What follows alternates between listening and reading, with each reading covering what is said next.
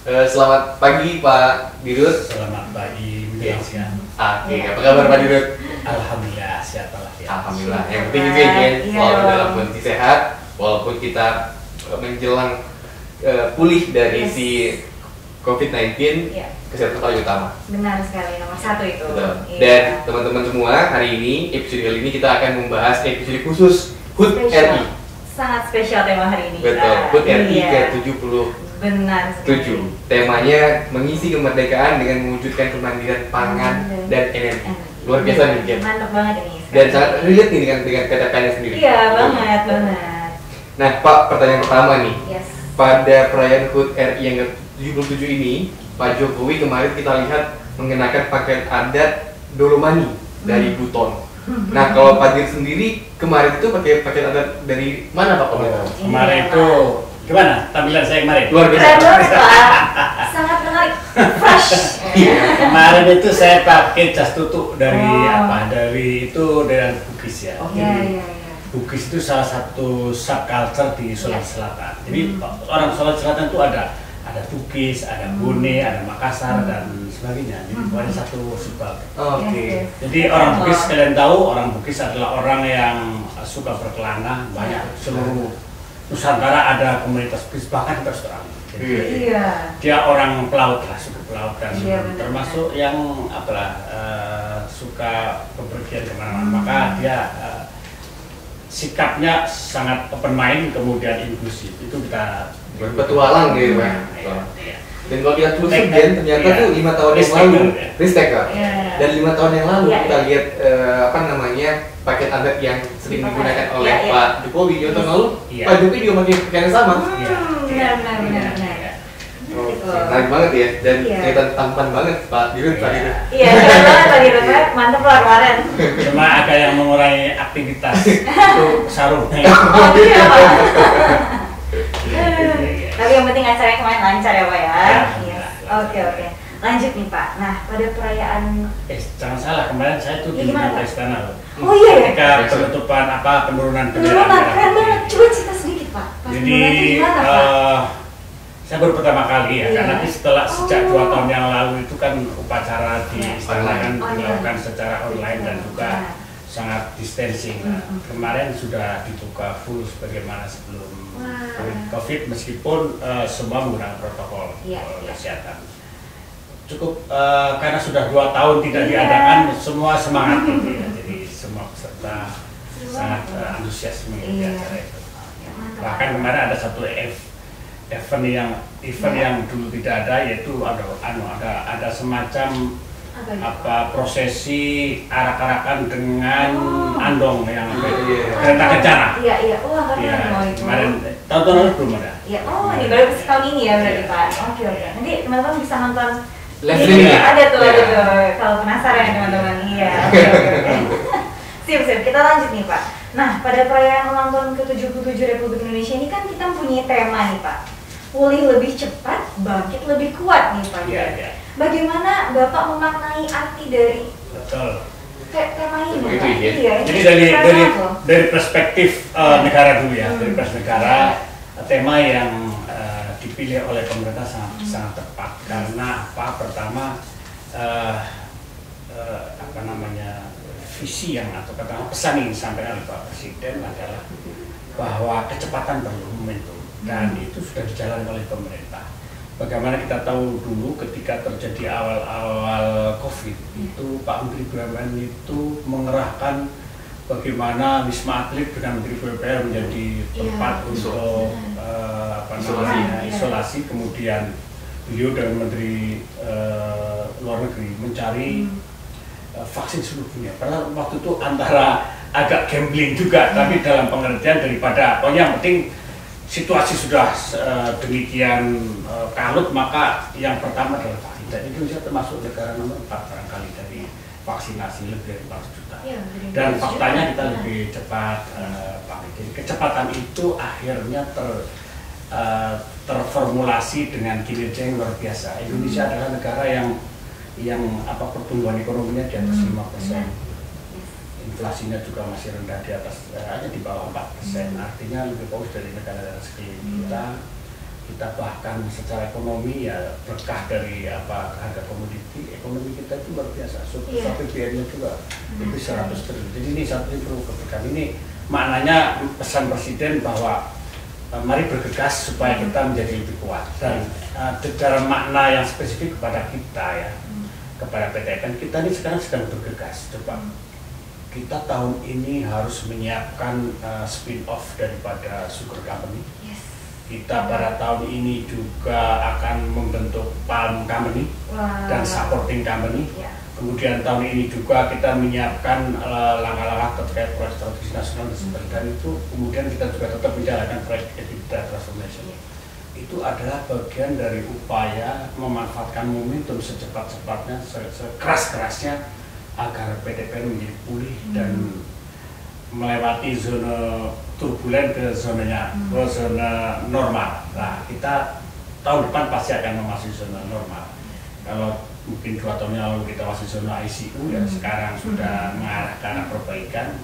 Tahun lalu laba kita 4,6, tahun ini hampir 4 triliun itu sampai dengan 7. Artinya kalau 5 bulan ke depan, insya Allah kalau 5 pasti di tangan. Tentu itu perlu kerja keras kita. Jadi apa yang disampaikan Pak Presiden kita sudah terjemahkan dalam langkah dan dengan dukungan semua seluruh garda PTPN ya, dari mulai yang paling atas sampai ke bawah. Saya yakin semua cita-cita kita, semua harapan kita akan terwujud.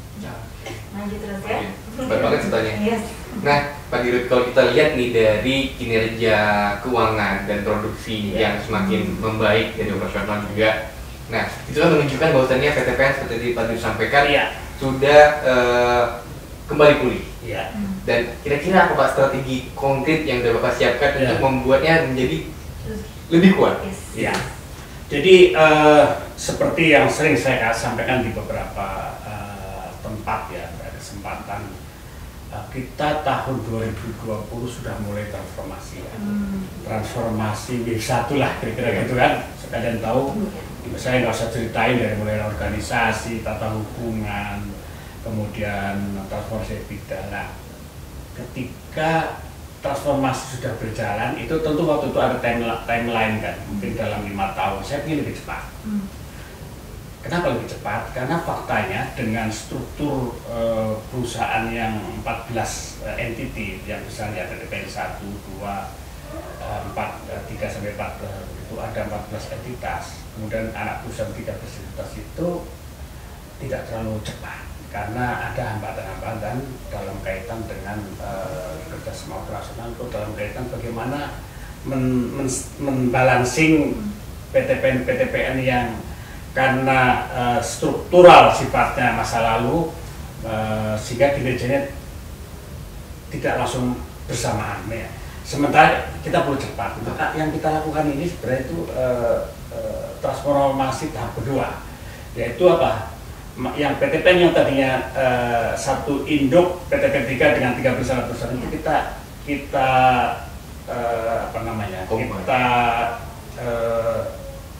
konsolidasi menjadi hanya 3 entitas, yaitu Palmco, Supporting dan Sugarco. Sugarco tahun ini kita mudah-mudahan akhir tahun sudah bisa setelah spin off ada divestasi. Kita akan segera mempersiapkan bagaimana PTPN menjadi salah satu backbone dari swasembada gula. Kemudian Palmco kalian tahu, Palmco itu target kita adalah menjadi the biggest in the world. Jadi kita akan menjadi terbesar, bukan terbesar saja, kita besar dari luas areal kelapa sawit itu dan juga konsolidasi hulu ke hilir. Itu target tahun 2026 dan itu sudah masuk proyek strategis nasional. Jadi nanti saya ingin mewariskan pada kami ya semua direksi, mas kalian, pada seluruh jajaran anak perusahaan, seluruh miliknya melegasikan satu entitas Palmco yang kuat, mengelola dari hulu ke hilir dengan produksi hampir 2 juta metrik 2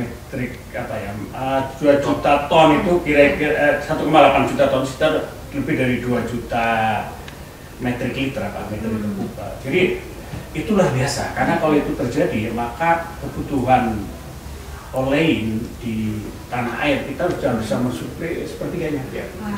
Jadi gonjang-ganjing minyak itu akan Bisa kita minyak goreng yang kemarin itu lagi ya Pak. ketika pemerintah membutuhkan BUMN hadir di Bisa. itu salah satu. Kemudian kita masuk ke industri apa namanya FAME, biodiesel. Kemudian kita akan merehabilitasi kebun sawit rakyat 60.000 minimal. Jadi itu Palko nanti akan menjadi Telkomselnya Telkom. Wah, luar biasa. Jadi Telkom. maka yang prioritas sekarang di bawah 5 ton, target saya di atas 5 ton CO2 per hektar dalam waktu dekat. Kenapa? Nanti seluruh sumber daya itu kita akan gunakan kepada PTN-PTN yang selama ini ada permasalahan likuiditas, misalnya cash flow. PTP 14 itu punya 30 ribuan land bank, PTP 13 itu plus dasarnya replanting, PTP 8 di Pertua, gitulah. Ya. Itu Palko lah.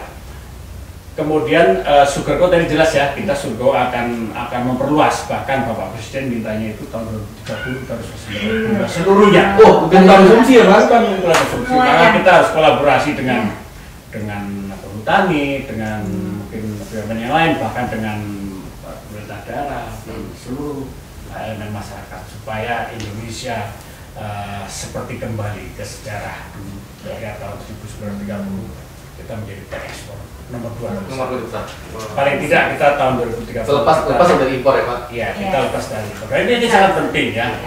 Jadi karena di masa yang akan datang dan sekarang juga sudah terasa dua isu besar yang akan menjadi sebuah negara bisa kolab atau sebuah regional bisa gaduh gara-gara pangan dan energi. Nah, di dua itu PTPN punya kapasitas, punya resources dan itu kita kapitalisasi menjadi bermanfaat untuk bangsa dan negara. Itu undang-undang tentang BUMN itu menyatakan kita ini bagian dari negara. Seperti sering dikatakan Pak Erik selalu mengatakan BUMN itu supaya kalian tahu itu mengambil porsi sepertiga dari produk domestik bruto nasional. Jadi kalau nasional itu sepertiganya BUMN. Kalau yang sepertiga itu kuat, maka sepertiga menjadi katakanlah menjadi seperdua, maka kita kan begitu. Ketika negara hadir, maka apapun ketika negara membutuhkan itu makna daripada apa namanya yang disampaikan Bapak Presiden kemarin, ya kan? Ada semakin cepat kita semakin cepat kuat. Iya. Oke, itu mantap. Semakin pulih, semakin cepat. Dan itu tentunya kami hanya mengantarkan ya pada kalian para generasi muda PTPN. Kemarin kita sudah resmikan kan generasi muda PTPN, ada juga milenial PTPN kepada kalian lah. Jadi saya berharap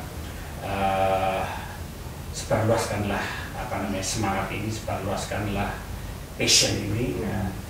Hidup ini tidak lama, tapi jadilah hidup kita hidup yang bermanfaat untuk banyak orang. Jangan sampai menyesal. Yang saya takutkan nanti saya ketika tua saya menyesal dulu mestinya bisa saya lakukan ketika saya menjabat. Jangan nanti setelah tua penyesal itu nggak ada gunanya. Lebih baik kita lakukan sekarang. Hidup itu harus bermakna ya Pak ya. Untuk sesama. Begitu. No regret Pak. No regret. Oke, lanjut. Oke, tadi kan Bapak sudah menjelaskan tentang bahwa kita ini harus mewujudkan kemandirian pangan juga, terus bukan hanya pangan tapi juga energi. Nah ini strategi apa Pak yang telah disiapkan untuk mewujudkan hal tersebut Pak? Jadi kembali ke cerita pangan tadi ya. Untuk pangan kita tidak semuanya, yang jelas pangan tadi minyak goreng nanti sepertiga PTPN menghasilkan. Sekarang ini minyak goreng akhir tahun ini baru 600 ton. Jadi kita 3 kali lagi, 2 kali akan bangun nanti mungkin di Sungai Mangke kita bangun satu kapasitas lagi 750.000 ton karena tahun ini akhir tahun ini 750.000 ton berarti udah 1,5 juta. Nanti kita bangun katakanlah di Dumai sebanyak itu juga katakanlah 650.000. Kemudian kita bangun di Jawa Timur misalkan di Gresik untuk pasar Jawa. Itu untuk minyak goreng atau orang Medan bilang minyak makan. Orang Medan bilang gitu. Kemudian kita oleh Bapak Presiden juga diminta tadi gula, itu kan pangan. Ya. Kalau minyak goreng tadi itu untuk pangan, di samping minyak goreng perlu turunannya juga bisa untuk biodiesel. Biodiesel sampai 500.000 ton kita akan produksi kolaborasi dengan Pertamina. Tapi selain tebu tadi, tebu itu targetnya swasembada di tahun 2025 itu swasembada gula konsumsi tahun 30 swasembada seluruh kebutuhan gula. Kemudian kita juga diminta oleh Bapak Presiden itu menanam juga untuk kedelai. Oke. Nah, jadi ini penting, barangkali ini yang perlu saya sampaikan kepada para milenial, para generasi muda terutama dari TPN. Rupanya di negara-negara yang kita anggap sebagai pakarnya atau sebagai backbone-nya teman-teman tebu itu seperti di Brasil, itu mereka menjadikan kedelai sebagai tanaman tumpang sari. Jadi begini, ketika tanaman tebu memasuki periode bongkaratun atau permajaan itu kan dibongkar semua, dibongkar, tanahnya diolah, setelah diolah itu tanam bibit tebu, ya bibit tebu tadi tanam kedelai. Tumpang Gitu sari. ya. Jadi kalian tahu, kalian kan kita itu bangsa tempe ya, dalam pengertian tempe itu makanan kita. Iya, betul. Kalian tahu tempe itu 95% impor. Waduh. Ini kan mengenaskan. Betul. Nah, Iya, Pak. kita akan menjadi bagian dari upaya bukan swasembada, kemandirian. Iya. Kalau kita katakanlah bisa menanam 400.000 hektar, Oke. 400.000 hektar itu berarti setiap tahun 100.000 hektar yang dibongkar atur. Iya. Kalau 100.000 hektar sekali panen namanya sekali panen kali 1,5 ton aja. Berarti 600.000. Iya. 600.000 dari kebutuhan 3 juta udah 20%. Betul. Iya. Belum lagi kita kepikiran bagaimana tanaman sawit kita juga Oke. di saat TU kita bisa tanam kedelai misalnya. Tapi itu masih kita pelajari karena selama ini kita di sawit itu pakai cover crop itu karena ada fungsi-fungsi pupuk juga. Jadi jangan sampai nanti Mengganggu ya Pak? mengganggu tanaman sawitnya. Tapi ya jelas itu kita bisa lakukan. Kemudian kita PTPN kita juga punya beberapa kolaborasi seperti Sumatera, Kalimantan Selatan. Kita nanam jagung juga. Oke, berarti Dan tambahannya bahkan jagung dan kedelai ya Pak? ya, Iya. dan bahkan kita lagi sedang merintis kerjasama dengan perusahaan susu bendera di Belanda. Wah. Itu untuk di kebetulan wilayahnya di PTPN 8 di daerah Ciwidey di sana. Itu akan menjadi tempat pengembangan ternak sapi perah.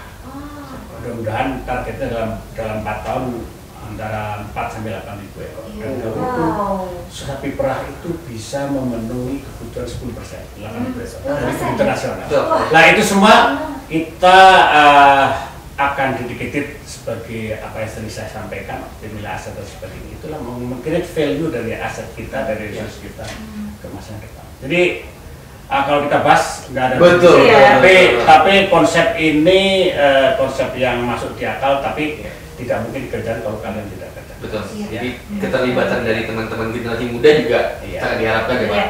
Nah, mungkin sekaligus sebagai closing statement Pak, Iya. dengan semangat kemerdekaan ini, boleh nggak Bapak kasih Oke. statement lah, pesan untuk Oke. teman-teman? Seperti Jadi- tadi Pak. Oke, jadi para istilahnya kaula muda, Iya. Iya. generasi muda PTPN, para milenial, masa depan adalah milik kalian. Kami hanya mengantarkan. Mau diapakan perusahaan ini, kalian harus siap sampai sekarang. Jadi siapkanlah diri kalian, kemampuan, semangat, sebagaimana sering saya katakan, jadilah kalian planter yang membanggakan para pendahulu dan membanggakan generasi penerus setelah kalian. Baik, terima kasih banyak Pak Yani, luar biasa sekali pesan-pesannya dan insight-nya di episode kemerdekaan Iya. hari ini. Semakin menginspirasi nih. Jadi Betul. kita makin semangat nih. Iya, Dan dia betul. juga makin semangat dong. Dan teman-teman semua yang nonton videonya juga harusnya tergelora lagi ya Pak, Iya. semangat tadi itu. Benar sekali. Oke, mungkin itu Pak Dirut, makasih banyak atas Terima waktunya kasih, dan Pak. perhatian kepada kami. Iya. Makasih. Oke.